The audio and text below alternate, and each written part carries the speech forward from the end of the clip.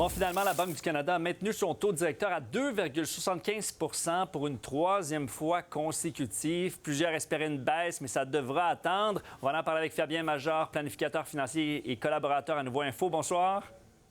Bonsoir. Donc, qu'est-ce qui explique ce statu quo là, de la Banque du Canada?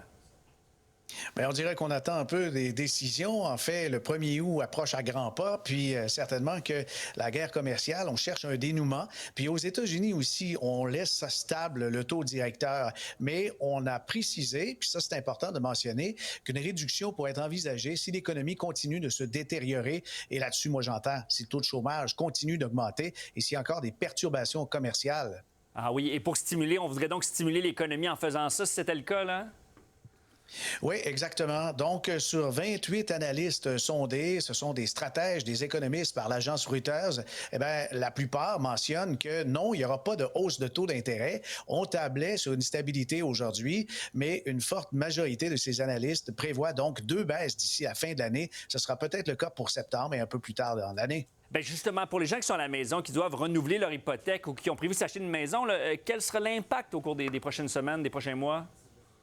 C'est sûr, si la tendance est à la baisse comme ça et que des gens se sentent à l'aise d'avoir un taux variable, c'est recommandé parce qu'on n'attend pas vraiment une forte croissance de l'économie. Si on regarde pour la fin 2025, bien, la croissance annuelle prévue, c'est 1,3. Pour 2026, 1,1.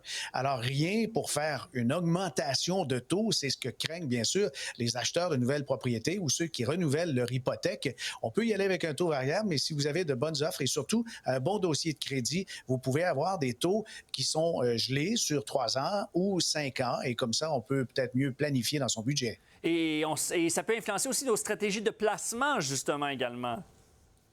Oui, c'est sûr, parce qu'aujourd'hui, c'était une petite douche froide pour les investisseurs. Tant la Banque du Canada que la Réserve fédérale américaine ont convenu de maintenir les taux où ils en sont. Et puis, la bourse, ben, il y a eu une baisse du Dow Jones, puis également le TSX à la bourse de Toronto. 0,6 de repli. Ça faisait 10 semaines que la bourse ne s'était pas contractée de cette ampleur. C'est pas très élevé quand même, mais on est déçu finalement qu'on n'ait pas diminué les taux. Parce que lorsque les taux diminuent, c'est plus facile d'emprunter, c'est plus facile de s'endetter et de consommer. Et c'est ce que les actionnaires, les investisseurs en bourse recherchent. Certains diront que c'est toujours le bon moment d'acheter une maison, mais on sent quand même une incertitude, le marché quand même au ralenti. Selon vous, ça va durer pendant quelques temps encore? Ah oui, l'incertitude, ça peut être là tant et aussi longtemps que le président Donald Trump sera à la tête des États-Unis. Absolument. Fait que c'est encore pour 3 ans, ça, M. Major. Bon. Ah oui. Donc, merci beaucoup pour ce portrait complet. À bientôt. À bientôt. Au revoir.